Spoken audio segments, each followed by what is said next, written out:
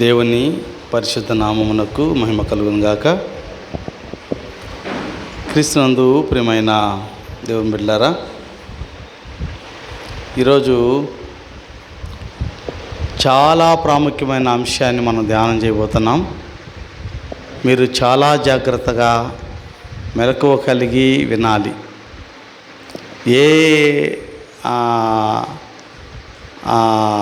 ఏ పదాన్ని మనం కోల్పోయినా సందేశం అర్థం కాదు.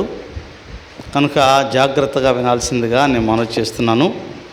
ఈరోజు మన ధ్యానాంశంగా ప్రకటన గ్రంథము 16వ అధ్యాయము 16వ వచనాన్ని చదువుకుందాం. హెబ్రీ భాషలో హర్బెగిద్దోనును చోటుకు వారిని పోగు చేసెను. అది 16వ వచనం. ఇదిగో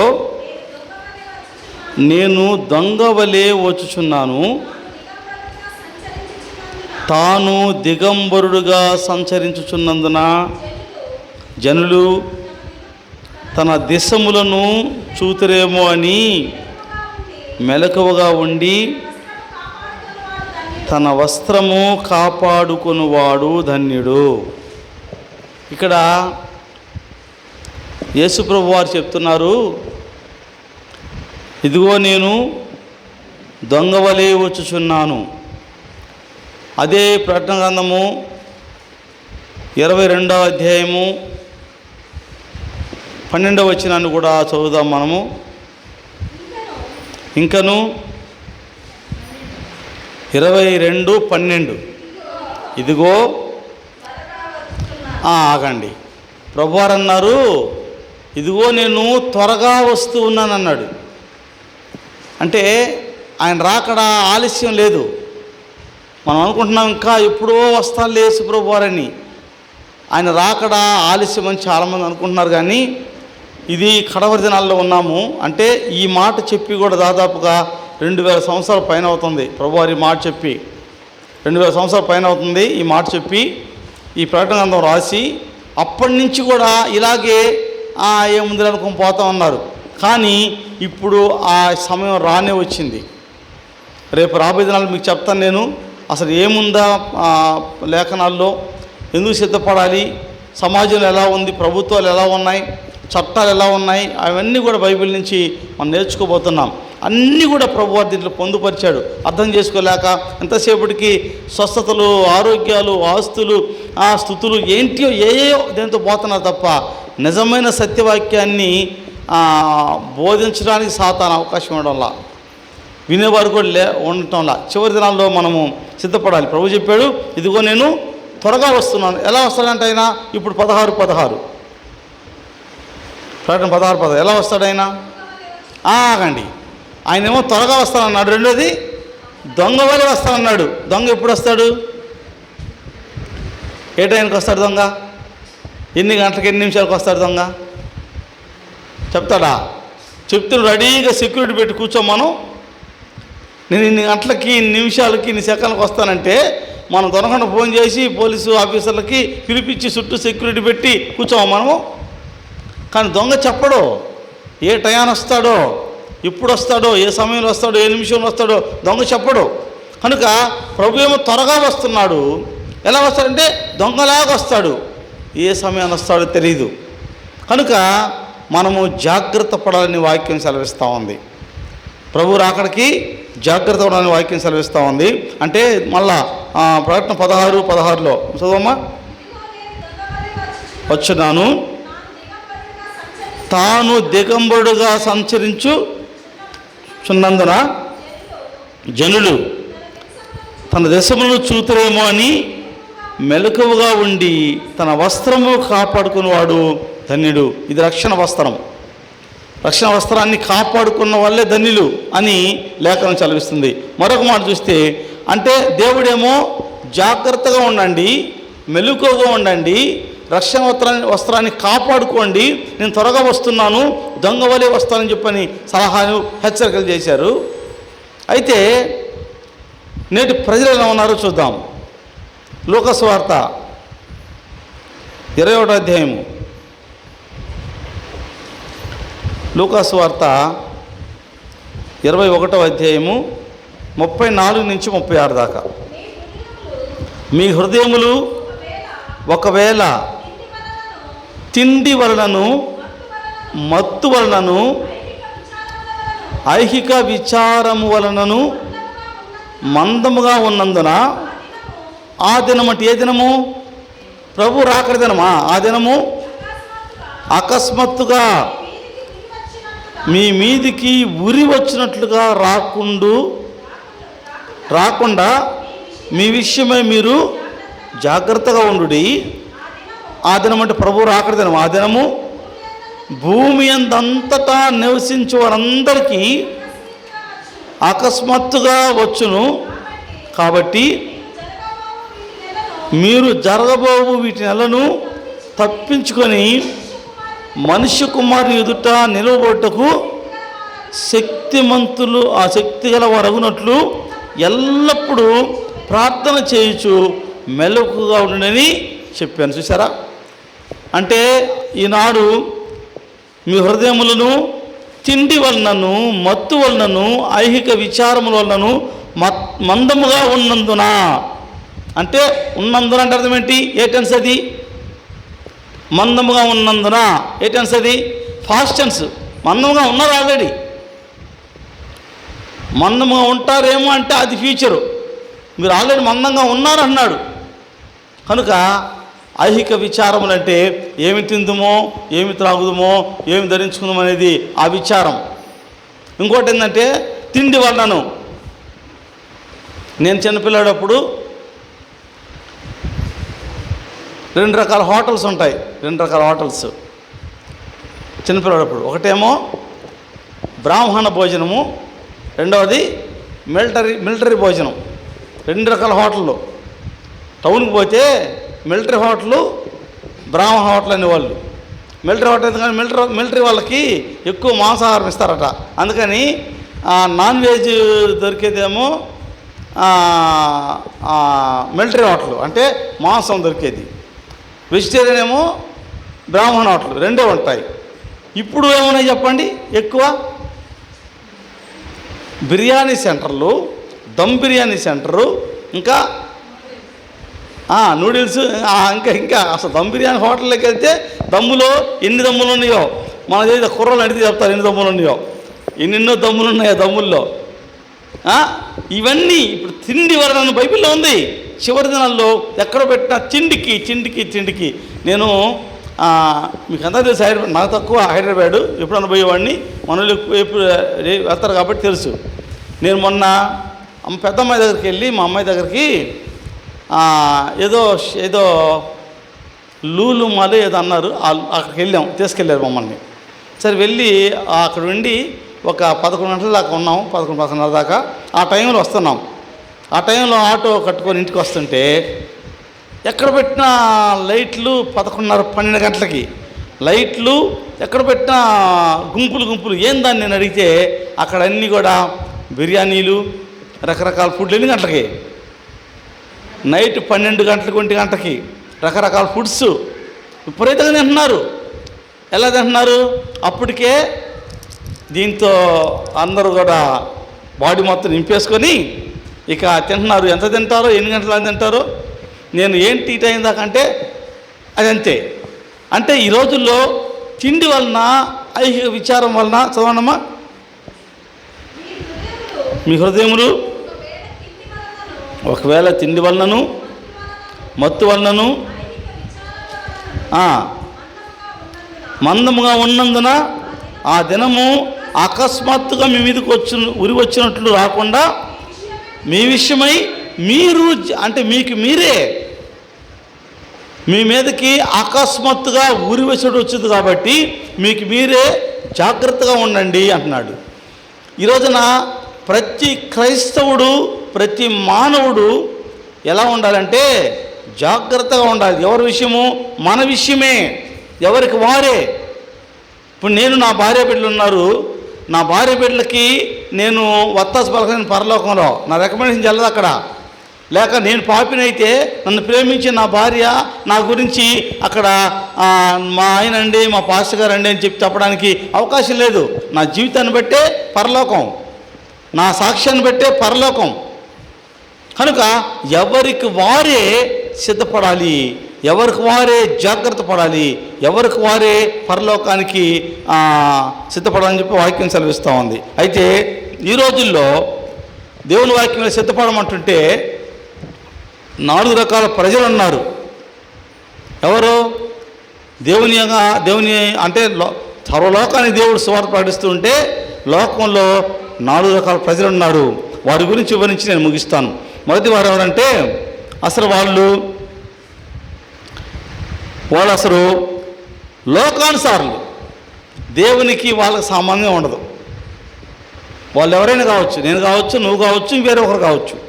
దాన్ని బట్టి చూద్దాం, ఎవరో చూద్దాం ఇలా ఉన్నారో. వాళ్ళు ఎలా ఉంటారంటే వాళ్ళు క్రీస్తు రాకడను నమ్మరు. యేసు ప్రభువు వస్తారయ్యా, రెండవ రాకడయ్యా అంటే వాళ్ళు నమ్మరు. రెండవది హేళన చేస్తారు. ఒకవేళ నువ్వు నేను చెప్పామనుకో అది వాళ్ళకి అవహేళన, ఎగతాళి చేస్తారు. తర్వాత తన జీవితాన్ని ఈ లోక సుఖాలతో, ఈ లోక సంపదలతో, ఈ లోక వాంఛలతో జీవితాన్ని గడుపుతూ ఉంటారు. ఈ లోకమే నాకు, ఈ లోకమే అంటారు. అయితే బైబిల్ ఏం చెప్తుందంటే ఖచ్చితంగా అట్టి వారు లోకానుసారమైన వాక్యం సెలవిస్తూ ఉంది. 2వ పేతురు రాసిన పత్రిక, పేతురు గారు రాసిన 2వ పత్రిక 4 రకాల్లో క్రీస్తు రాకడ కూర్చున్న విషయాలు 4 రకాలు. వాటిలో ఒక రకం వ్యక్తిని చెప్తున్నాము. మొదటి రకం వ్యక్తి గురించి చెప్తున్నాను, లోకానుసారులని. 2వ పేతురు పత్రిక 3వ అధ్యాయము 3-4 వచనాలు. అంటే అర్థం ఏంటమ్మా?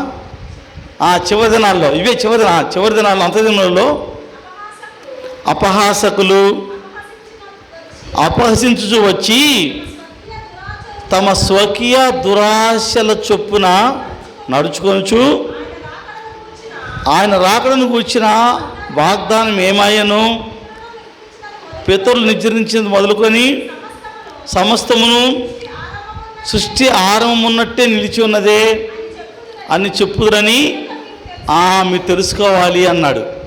ఈ మాట యేసుప్రభు వారు పేతురు గారి ద్వారా క్రీస్తు శకము 1వ శతాబ్దంలో ఈ మాటలు రాయిస్తే ఇవి ఖచ్చితంగా నెరవేరుతున్నాయి. నేను చెప్పగలను, ఇదే మాట, ఇదే సంభాషణ. దీన్ని మళ్ళీ మళ్ళీసారి మనకి అంత్య దినములలో అపహాసకులు అంటే అపహసించవచ్చు, అంటే అపహాసకులు అనేమో హేళన చేసేవాళ్ళు, ఎగతాళి చేసేవాళ్ళు. ఆ ఎగతాళి చేస్తూ వచ్చి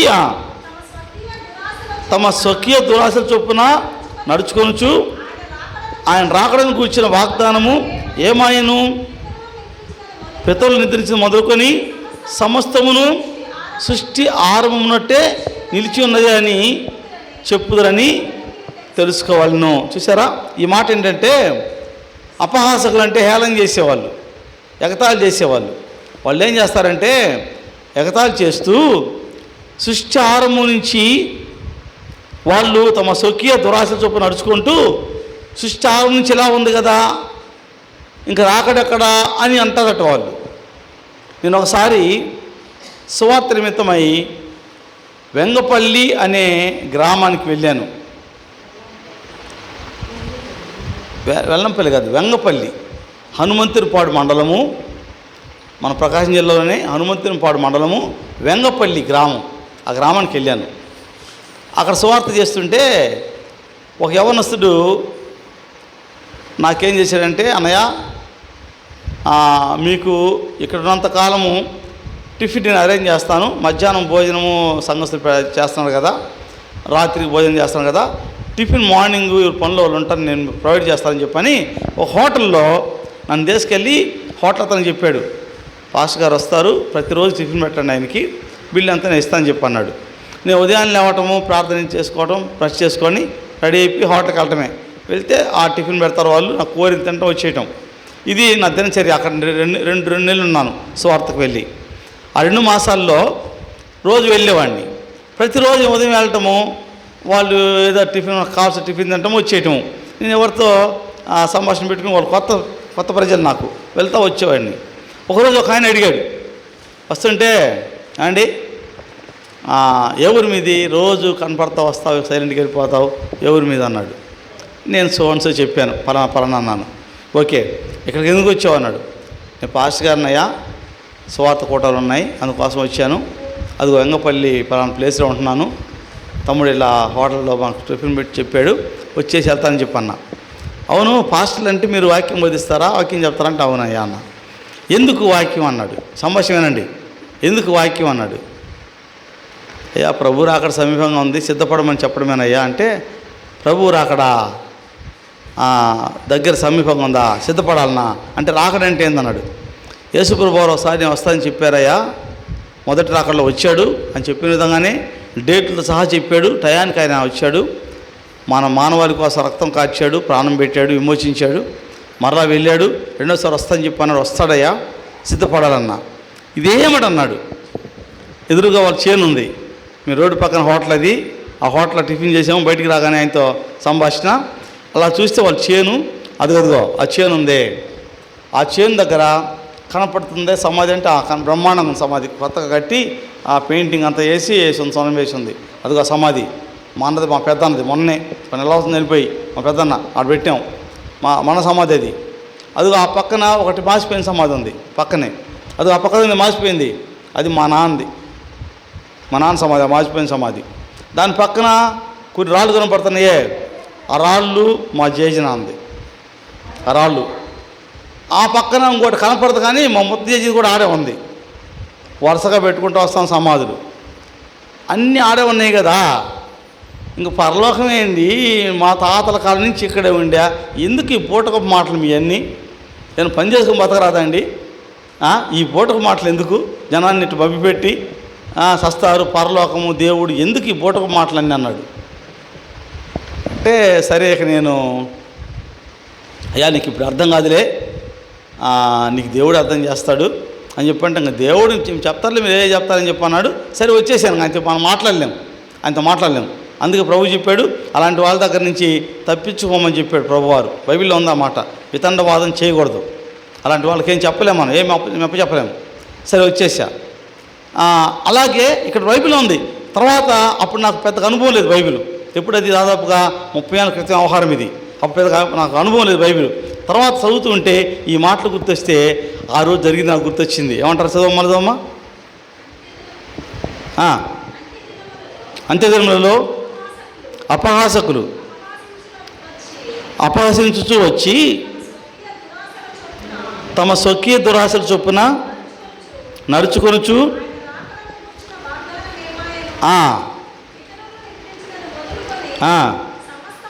సమస్తమును చూసారా. చాలమ్మా. అంటే మొదటి నుంచి అలాగే ఉంది కదా. అతనేమన్నాడు, మా ముత్త జేజియా, మా జేజి నాన్న, మా నాన్న, మా అన్నయ్య, రేపు నేను, అంతా అలాగే ఉన్నాయి కదా, ఎందుకు ఈ మాయ మాటలు మీరు చెప్పడం అంటాడు ఆయన. అలా ఉంది వాళ్ళ మనసుకి. కానీ దేవుని యొక్క వాక్యము సత్యము 100కి 100 పాళ్ళు నిరూపించబడ్డాయి కనుక రాజ్య చరిత్ర అంతా కూడా బైబిల్లో ఉంది. ఎప్పుడు ఏం జరిగింది అన్నీ కూడా చరిత్ర బైబిల్లో ఉంది, నెరవేరుతూ వస్తుంది. ప్రభు రాకడ చివరి ప్రవచనం అది జరగబోతుంది, కానీ మనకు గుర్తెరగట్లేదని వాక్యం సెలవిస్తుంది. అయితే ఒకటో టైప్ ఏంటంటే, వాళ్ళు లోకానుసార్లు ప్రభు రాకడ నమ్మరు, ప్రభు ఆయన యొక్క రక్షణ గురించి నమ్మరు, దేవుని యొక్క వాక్యాన్ని అంగీకరించరు. ఇది మొదటి రకము. రెండవ రకం ఉన్నారు, వాళ్ళు ఎవరంటే దేవుని గురించి తెలుసు, వాళ్ళకి దేవుని గురించి తెలుసు, వాక్యం గురించి తెలుసు, క్రైస్తవులు అనే పేరు పెట్టుకుంటారు, కానీ వాళ్ళు సిద్ధంగా మాత్రం ఉండరు. ప్రభు ఏం చెప్పాడు, మీరు సిద్ధపడండి అన్నాడు, మీ దోషాలు ఒప్పుకోండి సిద్ధపడమన్నాడు. వీళ్ళకి అన్నీ తెలుసు, కానీ అన్నీ తెలుసు, అవగాహన ఉంటుంది, కానీ సిద్ధపడరు. చూద్దాం బైబిల్లో వాళ్ళ గురించి. మత్తయి సువార్త 25వ అధ్యాయము, మత్తయి సువార్త 25వ అధ్యాయము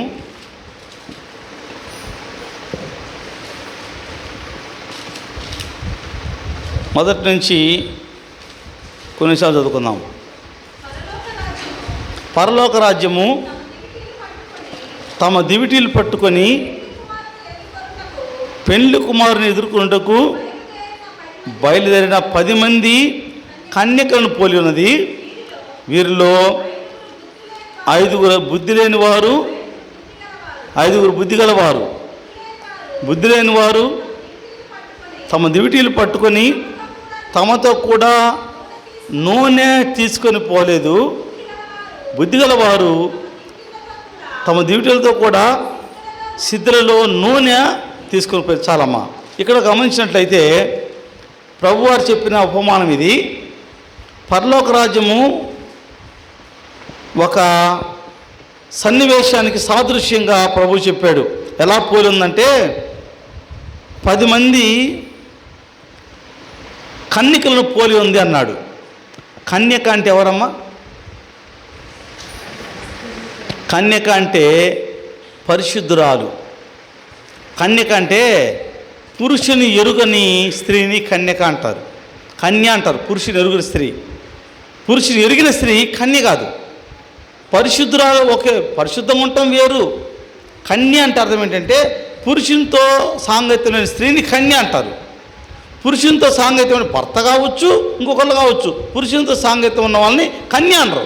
కన్య పిల్ల కాదు, పెళ్ళయింది. కన్య పిల్ల కాదు, పెళ్ళయింది. కన్య అంటే పురుషుని సాంగత్యం లేనిదనమాట. ఇక్కడ ప్రభువారు అన్నాడు, బుద్ధి లేని కన్యకలు, బుద్ధి లేని కన్యకలు. కన్యక అంటే పరిశుద్ధురాలు అర్థము. కన్యక అంటే పరిశుద్ధురాలు అర్థం. అంటే అపవిత్రం చేయబడాల, ఆమె పవిత్రురాలుగా ఉందని. కనుక ఇప్పుడు బుద్ధి లేని కన్యకలు, కన్యక అంటే పరిశుద్ధురాలు లేక పవిత్రురాలు. కన్యక అంటే బుద్ధి లేని కన్యకలు 5, బుద్ధి కలిగిన కన్యకలు 5. ఇప్పుడు కన్యక అంటే పరిశుద్ధురాలు అని. ఇప్పుడు చెప్పండి, బుద్ధి లేని కన్యక అంటే పరిశుద్ధురాలు అని కన్యక అంటే.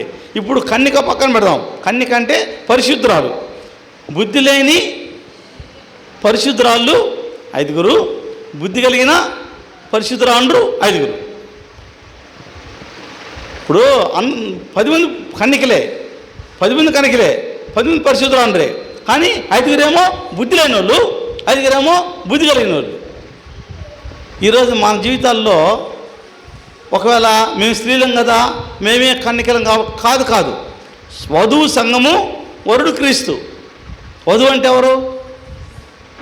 సంఘమే. ఇప్పుడు పెళ్ళిలో వధువు అంటే ఎవరు? పెళ్లి కుమార్తె. వధువు అంటే, వరుడు అంటే పెళ్లి కుమారుడు. అలాగే యేసుప్రభు వరుడు పెళ్లి కుమారుడు, సంఘమేమో వధువు పెళ్లి కుమార్తె. సంఘం అంటే ఎవరు? విశ్వాసుల కూటమి సంఘము. సంఘం అంటే విశ్వాసుల కూటమి సంఘము. కనుక విశ్వాసులందరూ కూడా, ఇంకో మాట చెప్పనా, పరలోకంలోకి ఎన్ని సంఘాలు పోతాయి? ఎన్ని సంఘాలు పోతాయి పరలోకానికి? ఏమ్మా, పరలోకం పోయేది ఒకే సంఘము. అదే సంఘం అంటే క్రీస్తుని అంగీకరించిన వారి యొక్క సమూహం. ఇప్పుడున్నాయి మనకి ఆ సంఘము, ఈ సంఘము, ఈ సంఘం, ఆ సంఘము. కొట్టుకునే సంఘాలు. పరలోకాలు కొట్టుకునే సంఘాలు బావు. కొట్టుకునే సంఘాలు పరలోకానికి బావు. సంఘం అంటే వధువు. వధువు అంటే ఎవరు? భర్తకి సిద్ధపడిన, అంటే ఆ పెళ్లి కుమార్తెకి సిద్ధపడిన వధువుని సంఘం అంటారు. అలా సిద్ధపడితేనే వధువు అవుద్ది. పెళ్ళిలో ఎంతమంది ఉన్నా వచ్చినంత ఎవరిని చూస్తారు? ఒక పెద్దోళ్ళు వచ్చి, అమ్మా ఏదమ్మా పెళ్లి కూతురు ఏదమ్మా చూసి వెళ్తాను, నిలబడలేను నేను అంటారు. అందరం చూసిపోవచ్చుగా. వచ్చింది పెళ్ళికి, ఆమె నడవలేదు, పెద్ద ఆవిడ వచ్చింది, నిలబడలేదు, వచ్చింది, జనం బయట చూసి వెళ్ళిపోవచ్చు కదా. చూడదు, అంతమంది కనపడి మిమ్మల్ని అడుగుతుంది మళ్ళీ, అమ్మ ఏదమ్మా పెళ్లి కూతురు చూసిపోతానమ్మా. ఎందుకు? పెళ్లి కుమార్తె ప్రత్యేకం ఉంటుంది. అర్థం ఏంటి? పెళ్లి కుమార్తె వివాహం ఉన్నప్పుడు ఆమె భర్తకి భార్యగా చేయబోతుంది. ఆమె పెళ్లి కుమార్తె, ఆమెను అలంకరించారు, ఆమెని సిద్ధపరిచారు. కనుక ఆమె ప్రత్యేకంగా ఆమెను చూడాలి. కనుక వధువు సంఘం అంటే సిద్ధపడి ప్రభు కొరకు పరిశుద్ధంగా సిద్ధపరచబడిన వ్యక్తిని ఆ సంఘం అంటారు. కనుక ఎవరైతే ఆ విధంగా సిద్ధపడి ఉంటారో అందరూ కూడా పరలోకానికి వెళ్తారు. ఇప్పుడు ఈ వధువు సంఘంలో కన్యకులు ఉన్నారు, బుద్ధి లేని కన్యకులు, బుద్ధి కలిగిన కన్నికలు, బుద్ధి లేని పరిశుద్ధులు అనరు, బుద్ధి కలిగిన పరిశుద్ధులు అనరు. అందరూ పరిశుద్ధులే, కానీ పరిశుద్ధులు కూడా బుద్ధి లేని వారు ఉన్నారు, బుద్ధి లేని వారు ఉన్నారు. ఇప్పుడు బుద్ధి లేని వారు ఎవరు, బుద్ధి కలిగిన వారు ఎవరంటే మనం నేర్చుకోవాలి. ఎవరు బుద్ధి లేని వాళ్ళు? వెళ్ళారు, వాళ్ళు పెళ్లి కుమార్తెల కోసం వచ్చారు, పెళ్లి కుమార్తె అంటే ఎదురు చూస్తూ వచ్చి వాళ్ళు కూడా వచ్చారు. వాళ్ళు కూడా సిద్ధులు పట్టుకున్నారు, సిద్ధులు నా దగ్గర, కానీ ఏం లేదు, నూనె లేదు. రెడీగా ఉన్నాయి అంటే పెళ్లి కుమార్తెలే, ఆ పెళ్లి కుమార్తె కోసం వచ్చారు. వాళ్ళు కూడా పరిశుద్ధులే, కన్నికలే, వాళ్ళు కూడా వచ్చారు, సిద్ధపడి వచ్చారు. కానీ వారి దగ్గర సిద్ధులు ఉన్నాయి, దీపాలు ఉన్నాయి, సిద్ధులు ఉన్నాయి, వచ్చారు. కానీ నూనె లేదు. నూనె లేని కారణం చేత వారు బుద్ధి లేని వాళ్ళు అయ్యారు. నూనె కలిగిన వారేమో బుద్ధి కలిగిన వారు అయ్యారు. నూనె అంటే దేని సాదృశ్యము?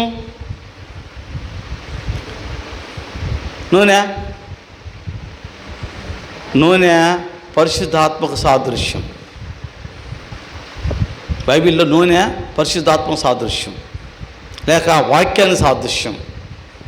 కనుక పరిశుద్ధులుగా ఉన్నారు కానీ కన్నికలే, కానీ వారిలో నూనె లేదు, పరిశుద్ధాత్మ అనుభవం లేదు, వారికి ఆత్మీయ సందేశం లేదు, సిద్ధపాటు లేదు. అప్పుడు వాళ్ళు తీరా పెళ్లి కుమారు రాని వచ్చాడు, నిద్రపోతా ఉన్నారు. ఇంకో మాట చెప్పనా, వీళ్ళు ఏం చేస్తున్నారు? 10 మంది పెళ్లి కుమారు కోసం వచ్చారు. ఏం చేస్తున్నారు? నిద్రపోతా ఉన్నారు. ఈనాడు యావత్ ప్రపంచము, క్రైస్తవ ప్రపంచము నిద్రిస్తూ ఉంది. యావత్ క్రైస్తవ ప్రపంచమంతా కూడా నిద్రిస్తూ ఉంది. ప్రభు చెప్పిన మాట ఇది. బుద్ధి కలిగిన వాళ్ళు 5, బుద్ధి కలిగిన వాళ్ళు 5. ఈ బుద్ధి కలిగిన వాళ్ళు కూడా నూనె ఉంది వాళ్ళల్లో, అయినా సరే నూనె పెట్టుకుని ఏం చేస్తున్నారు? నిద్రపోతున్నారు. వీళ్ళు కూడా ప్రభు మెలకుగా ఉండమని ప్రభు చెప్పాడు, మెలకుగా ఉండమని నూనె పెట్టుకున్నారు, సిద్ధులు ఉన్నాయి, సిద్ధంగా ఉన్నారు, కానీ నిద్రపోతున్నారు. ప్రభు చెప్పాడు, మనం చీకటి వారం కాదు, రాత్రి వారం కాదు, మనం మెలకుగా ఉండాలని చెప్పాడు. 1 తెస్సలోనికీయులకు పత్రిక, తెస్సలోనికీయులకు రాసిన మొదటి పత్రిక,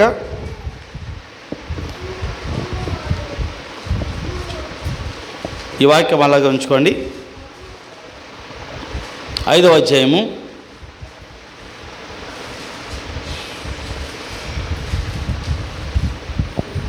5-6 వచనాలు. మీరందరూ వెలుగు సంబంధులను పగటి సంబంధులై ఉన్నారు. మనము రాత్రి వారము కాము, చీకటి వారము కాము. కావున ఇతరుల వలె నిద్రపోక మెలకుగా ఉండి మత్తులము కాకయిందుము. చూసారా, మనం పగటి వారము, రాత్రి వారం కాము, కాబట్టి ఇతరుల వలె నిద్రపోకుండా ఉన్నాము. ఆ కన్నికలు ఏం చేస్తున్నారు? బుద్ధి లేని వాళ్ళు, నూనె ఉంది, సిద్ధులు ఉన్నాయి, రెడీగా ఉన్నారు, కానీ ఏం చేస్తున్నారు? నిద్రపోతున్నారు. ప్రభు చెప్పాడు పౌలు గారి ద్వారా, నిద్రపోవద్దు, మెలకుగా ఉండండి. ఇతరుల వాళ్ళు నిద్రపోవద్దు అంటే వీళ్ళు సిద్ధపడి నిద్రపోతున్నారు. ఈనాడు క్రైస్తవ సంఘాలన్నీ కూడా నిద్రిస్తూ ఉన్నాయి, చీకటి వారుగా నిద్రిస్తూ ఉన్నారు. ప్రభు చెప్తున్నాడు నిద్రపోవద్దు, మెలకుగా ఉండమన్నాడు. కానీ ఈ క్రైస్తవ అంటే మెలకుగా ఉన్నారు, సిద్ధులు నూనె తెచ్చుకున్నారు, సిద్ధులు తెచ్చుకున్నారు, పరిశుద్ధులే, కానీ నిద్రపోతున్నారు. ఇప్పుడు ఇద్దరు వేరు చేస్తున్నాం. ఏమని? బుద్ధి లేని వారు, బుద్ధి లేని వారని. ఇప్పుడు బుద్ధి లేని వారు ఏం చేశారు? నిద్రపోతున్నారు. బుద్ధి లేని వారు రెడీగా పెట్టుకుని వీళ్ళు నిద్రపోతున్నారు. ప్రభు ఏం చెప్పాడు? నిద్రపోవద్దన్నాడు. గమనించండి. నేను అనుకోవచ్చు, నేను బుద్ధి కలిగిన వాడిని, మేము బుద్ధి కలిగిన కనికల్లో ఉన్నాను, నా నో ప్రాబ్లం అంటే నేను కూడా నిద్రపోతున్నానేమో. కనుక మీరు మెలకుగా ఉండండి అంటాడు. ఎందుకు నిద్రపోవడం అంటే అర్థం ఏంటి? ఎందుకు నిద్రపోతున్నారు? నిద్రపోవడానికి ఏం తెలియదు. ఒకసారి టీవీలో మన వార్తలు వింటూ ఉంటాము. పోలీస్ కంప్లైంట్ ఇస్తారు. ఒకళ్ళు వచ్చి, ఏమండి మా బీరువాలో 50 షవర్ల బంగారం ఉందండి, అమ్మాయి పెళ్లి కోసం అని చెప్పని 10 లక్షలు డబ్బు తెచ్చి పెట్టామండి, మొత్తం తీసుకెళ్ళారండి, మీరేం చేస్తున్నారయ్యా? మేము నిద్రపోతున్నామండి. ఏమయ్యా మీరు లేరా? ఉన్నామయ్యా, ఇంట్లో ఉన్నామండి మేము అందరము. కానీ ఎందుకని అంటే రాత్రి పట్ల నిద్రపోతున్నామయ్యా, వాళ్ళు వచ్చి దొంగ వచ్చి తీసుకెళ్ళాడయ్యా. అది నిద్రపోయావంటే అది పరిస్థితి. నువ్వు అన్నీ రెడీ పెట్టుకొని నిద్రపోయావనుకో నీకు రక్షణ లేదు. అపవాది ఎవరు మింగుదని గట్టి సింహాన్ని పొంచి ఉన్నాడు. నువ్వు నిద్రావస్థలో ఉన్నావు అనుకో, అన్ని సిద్ధం చేసుకున్నావు, నిద్రపోతున్నావు. ఎప్పుడు వస్తాడు అపవాది? నీకు తెలియకుండా అర్ధరాత్రి వేళ నీ రక్షణ కోల్పోయేటట్టు చేస్తాడు. కాబట్టి నిద్రమత్తులో ఉండడానికి వీలు లేదు, నిద్రపోకూడదు. బుద్ధి లేని కన్నికలు మనమే ఉంటాం. బుద్ధి లేని కన్నికలకేమో నూనె ఉంది, వీళ్ళకి నూనె లేదు. వాళ్ళు బుద్ధి లేని వాళ్ళు నూనె లేదు, అది ఓకే. కానీ వీళ్ళు కూడా నిద్రిస్తున్నారే, ఆ మాట ఆలోచన చేయము. అందరు నిద్రిస్తున్నారు కనుక అందరూ మేల్కోవాలి ఈ దినాల్లో. సరే, వాళ్ళ దగ్గర నూనె ఉంది, వీళ్ళ దగ్గర నూనె లేదు. ఆ పెళ్లి కుమారుడు వచ్చాడు. అప్పుడు అడిగారు, దీపాలు ఆరిపోయి ఉన్నాయి వీళ్ళవి. ఎవరు బుద్ధి లేని కడిగారు, ఆరిపోయి ఉన్నాయి దీపాలు, వాళ్ళు ఏ వెలుగుతూ ఉన్నాయి. అందరు మేలుకుంటూ వెలుగుతూ ఉన్నాయి వాళ్ళవి, వీళ్ళు ఆరిపోయినాయి. ఎందుకు ఆరిపోయి? నూనె లేదు. అప్పుడు అడిగారు, నూనె కావాలంటే అదిగో అక్కడ అంగట్లో అమ్ముతారంటే అంగడికి పోయారు, నూనె తీసుకున్నారు, వచ్చారు. అయ్యా పెళ్లి కుమార్ తలుపు అయ్యా, మీరెవరో నేను ఎరగను, మీరు సిద్ధంగా లేరు అన్నాడు. గమనించండి, సిద్ధంగా లేకపోతే అది పరిస్థితి. చివరి దినాల్లో ప్రభు రాకడ గురించి ఇంతగా నీకు బోధిస్తున్నా, ఇంతగా నీకు తెలియజేస్తున్నా, ఇంతగా నీకు అనేక చోట్ల సువార్త పరిశుద్ధ లేఖనాల ద్వారా నీకు దేవుడు బయలుపరుస్తున్నా, నువ్వు ఇంకా సిద్ధంగా లేకపోతే భయంకరమైన స్థితిలో ఉన్నామని మనం గుర్తెరగాలి. ఇది రెండవ తెగ. వీళ్ళు నామకార్థపు జీవితం కలిగిన వారు. వీళ్ళు పేరు క్రైస్తవులే, నాలాగా వాక్యం బోధిస్తారు, మీలాగా పాటలు పాడతారు, ఇంకా మందిరాలు బాగా కట్టుకుంటారు, ఇంకా అసలు చేస్తారు, ఇంకా మందిరం చాలా ఇంకా అన్నీ చేస్తారు. కానీ సిద్ధపాటు ఉండదు. ఆయన ఎప్పుడు వస్తాడు తెలియదు. కాబట్టి ఐక్య విచారాలు, ఇది ఇంకొంచెం చేద్దాం, కొంచెం చేద్దాం, కొట్లు వచ్చి ఇంకా కొత్త కొట్లు కట్టిద్దాం, ఇంకొంచెం సంపాదిద్దాం, ఆ లైన్లో ఉంటారు. కానీ అసలు సిద్ధపడ్డారా ముందు? ఇప్పుడు వస్తే ఆయన రెడీగా ఉన్నానా, నాకు కావాల్సినటువంటి రక్షణ అనుభవం ఉందా అనేది ఆలోచన చేయరు.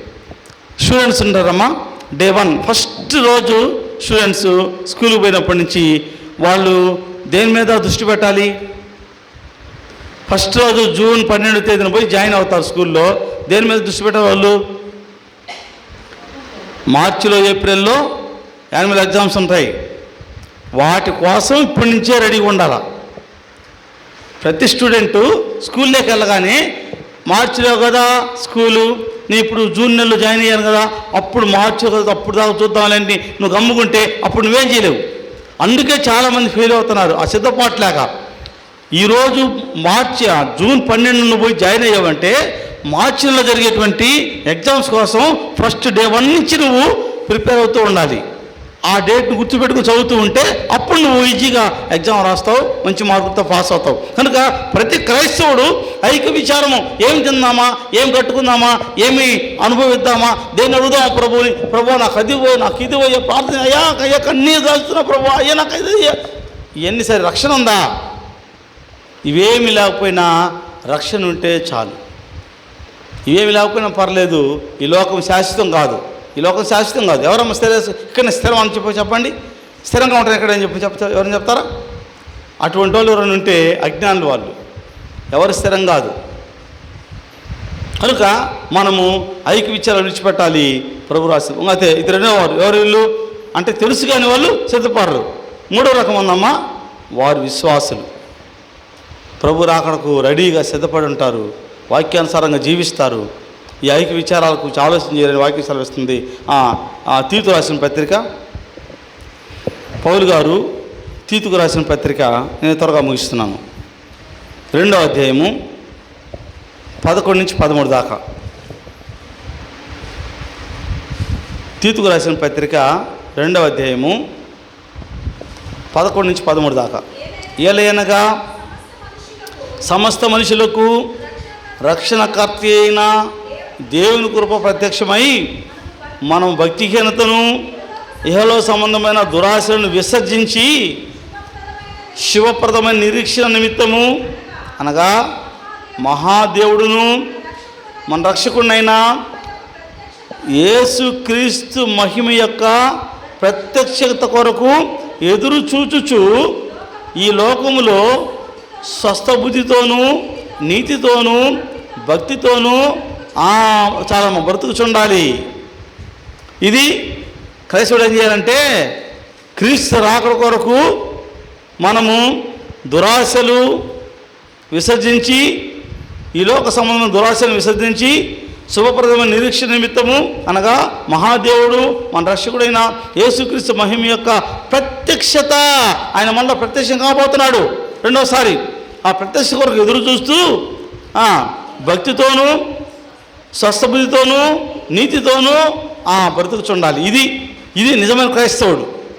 ఏం చేస్తారంటే నేను స్వస్థబుద్ధి కలిగి ఉండాలి, ఆయన కొరకు ఎదురు చూడాలి, నిరీక్షణ ఉండాలి, నేను ఎటువంటి లోపం లేకుండా నేను పరిశుద్ధంగా జీవించాలని జీవిస్తారు. ఇది ప్రభు రాకడ ఎదురయ్యేటువంటి మంచి క్రైస్తవ జీవితం అనే ఆ వాక్యం సెలవిస్తుంది. వీళ్ళు ప్రభు రాకడతో ఆశతో ఎదురు చూస్తారు. వారి జీవితాన్ని పరిశుద్ధంగా ఉంచుకోవడానికి ప్రయత్నం చేస్తారు. వారి జీవితం పరిశుద్ధంగా. ప్రభు అడిగింది ఏంటి? నీ హృదయము నాకు ఇవ్వు అన్నాడు. హృదయం అంటే ఏంటి? పార్ట్ కాదండి. హృదయం అంటే తలంపులు, ఆలోచనలు. మనిషిని పాడు చేసే హృదయమే, మనిషిని దేవునికి దూరం చేసే హృదయమే. ఆ తలంపుల్ని ఆ దేవునికి అప్పగిస్తే దేవుడు వాటిని శుద్ధీకరిస్తాడు, పరిశుద్ధం జీవిస్తాం. కనుక అలా జీవించే వాళ్ళు విశ్వాసులు. నాలుగవది, శిష్యులుగా జీవించగలగాలి. విశ్వాసి కంటే కూడా శిష్యులుగా ఉంటే, అంటే తొండ ముదిరితే ఊస వెళ్ళవద్దట అంటారు. తొండ ముదిరితే ఊస వెళ్ళట. అలాగే విశ్వాసంలో స్థిరంగా ఉంటే శిష్యుడిగా మారుతాం. విశ్వాసంలో వాక్యానుసారంగా స్థిరంగా ఉంటే శిష్యులుగా ఉంటాం. చూద్దాం లూకాసు వార్త 12వ అధ్యాయము శిష్యుల అనుభవం ఎలా ఉంటుందో చూద్దాం. లూకాసు వార్త 12వ అధ్యాయము 35 నుంచి 37 దాకా. 35 నుంచి 37 దాకా. మీ నడుమును కట్టుకొనియుడి, మీ దీపములు వెలుగుచున్నయుడి, తమ ప్రభువు పెళ్లి విందు నుండి వచ్చి తట్టగానే అతని తలుపు తీయుటకు అతడు ఎప్పుడు వచ్చునో అని అతని కొరకు ఎదురు చూచుచు మనుషుల వలె ఉండుడి. ప్రభు వచ్చి ఏ దాసులు మెలుగుగా ఉండుట కనుగొనునో ఆ దాసులు ధన్యులు.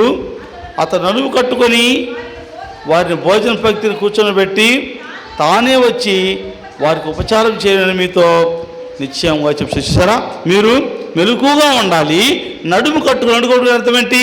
ఆ దినం చెప్పే లాస్ట్ మీకు. ఆ దినాల్లో మనలాగా డిజైన్ వస్త్రాలు, డిజైన్ అంటే రకరకాల షర్ట్లు ఇవే ఆ రోజుల్లో.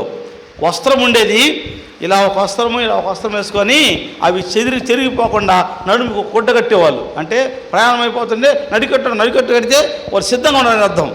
కనుక మీరు ఏ టైంలో అంటే నడికట్టడానికి సిద్ధంగా ఉంటాం అంటే మీరు నడికట్టు కట్టుకొని సిద్ధంగా ఉండండి. ప్రభు వస్తున్నాడు, ఆయన మిమ్మల్ని తీసుకెళ్ళి మహిమలో కూర్చోబెడతాడు, ఆయన మీకు పరిచారం చేస్తాడు, ఆయన మిమ్మల్ని ఆశీర్వదిస్తాడని చెప్పని చెప్తున్నాడు. ఇది ఇలా ఉంటాడు ఎవరంటే విశ్వాసి. అంటే ఈయన శిష్యుడు.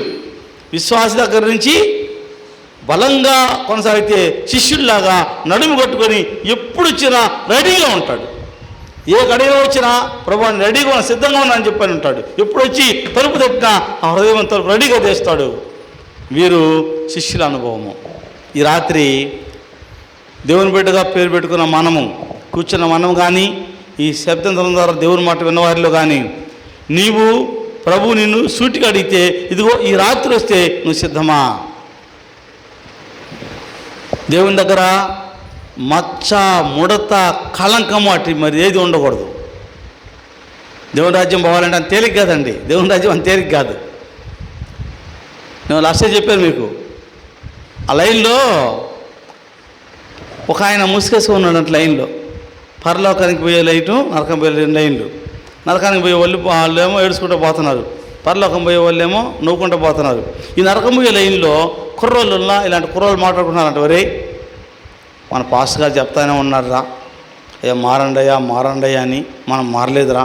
వాళ్ళు చూడని సంతోషంగా పోతున్నారు పరలోకానికి. పాస్టర్ గారు చెప్పిన మాట ఎన్నోళ్ళు. మనం చూడరా, మనకి అది చూడరా, అది చూడరా, అప్పక నరకం అగ్నిగుండం రా, కాలిపోతాం రా అని వీళ్ళు బాధపడుతూ ఉంటే చెప్పుకుంటా ఉంటే ముందు పక్కన ఒక ఆయన ముసుగేసుకొని ఉన్నాడు. ఇదిగో మాకంటే మా పాస్టర్ గారు చెప్తే వినలేదు, మేము మళ్ళీ లెక్క చేయలేదు, మాకు ఇక చెప్పలేదు, నీకు ఎవరు చెప్పలేదంటే ఇట్ట అంటున్నాడు ఆయన. ఇట్ట అంటున్నాడు, ఏమైనా నీకు ఎవరు చెప్పలేదన్న ముసుగు తీస్తే ఎవరు ఆయన? ఈ పాస్టర్ గారే ఆయన. ఆ ముందు లైన్లో ఉంది పాస్టర్ గారే. ఏమయ్యా నీకు ఎవరు చెప్పలేదంటే, ఓ అన్నయ్య ఉన్నాను అన్నయ్య, ఏంటన్నయ్య నువ్వు ఉన్నావంటే, ఉన్నానయ్యా. ఏంటన్నయ్యా నువ్వేంటే, అయ్యా మీకు చెప్పాను కానీ నేను చేయలేదయ్యా, మైక్ ఉంది కాబట్టి చెప్పా మీకు బ్రహ్మాండంగా, నేను చేయలేదయ్యా. అది సంగతి. పాస్టర్ అయినా, విశ్వాసి అయినా, ఇంకా బిషప్ అయినా, ఇంకా పెద్ద పాస్టర్ అయినా, ఎవరికైనా పరిశుద్ధంగా లేకపోతే నరకమే. నువ్వు పాట పాడలేకపోవచ్చు, నీ వాక్యం చెప్పలేకపోవచ్చు, ఇంకొకటి నీకు తలాంతు లేకపోవచ్చు, దేనికి పనికి రాకపోవచ్చు, జీవితాన్ని కాపాడుకుంటే పరలోకం. అలా కాపాడుకొని పరలోకానికి వెళ్దామా, లేక అన్ని తలాంతులు పెట్టుకొని నటనేసి డ్రామా వేసి నరకానికి వెళ్దామా? పరిశీలన చేసుకోవాల్సిన పరిస్థితి ఇప్పుడు మనకుంది. ఒకవేళ ఈ రాత్రి మన హృదయాన్ని బట్టి దేవుడు మాట్లాడుతూ ఉంటే, హృదయాన్ని తడుతూ ఉంటే, ఇప్పుడే మార్పు చెందడానికి మనలో ఉన్న లోపాలు తొలగించుకొని సిద్ధంగా ఉండాలని చెప్పని నేను మనవి చేస్తున్నాను. అటు కృప ఆశీర్వాదం దేవుడు మనకి సదా అనుగ్రహించును గాక. ఆమెను తల వంచండి, ప్రార్థన చేసుకుందాం. ఒకసారి మన హృదయాన్ని ప్రభువుకి సమర్పిద్దాం. ఒకసారి మన తలంపుని ప్రభువుకి సమర్పిద్దాం. దేవా, నా జీవితంలో ఇంతవరకు మీరు నన్ను దీవించారు, ఆశీర్వదించారు, సజీవునిగా ఉంచారయ్యా. అదే గొప్ప ఆశీర్వాదము, దీవెన. నేను ఇంకా మార్పు చెందాలేమో. మీరు లోకానికి వస్తే బుద్ధి లేని కనికల్లో ఉన్నానా, బుద్ధి కలిగిన కనికల్లో ఉన్నానా, లేక బుద్ధి కలిగిన కనికల్లో ఉండి కూడా నిద్రిస్తూ ఉన్నానా? నిద్రిస్తూ ఉంటే ప్రమాదం తండ్రి. నిద్రావస్థలో ఉంటే దొంగ వలె వచ్చి అపవాది నన్ను ఏమైనా తండ్రి వీడు దూరం చేయగలడు. కనుక నేను ఏ స్థితిలో ఉన్నానో మాకు నేర్పించారు కాబట్టి నన్ను మీరు మెలకువగా ఉండే స్థితిలోకి తీసుకురమ్మని నువ్వు అడిగితే ఇప్పుడు ఆ ప్రార్థన వింటాను ప్రభువారు సిద్ధంగా ఉన్నారు. చిన్న ప్రార్థన చేస్తే నీ ప్రార్థనకి జవాబు ఇవ్వడానికి, నేను మార్చడానికి ప్రభు సిద్ధంగా ఉన్నారు.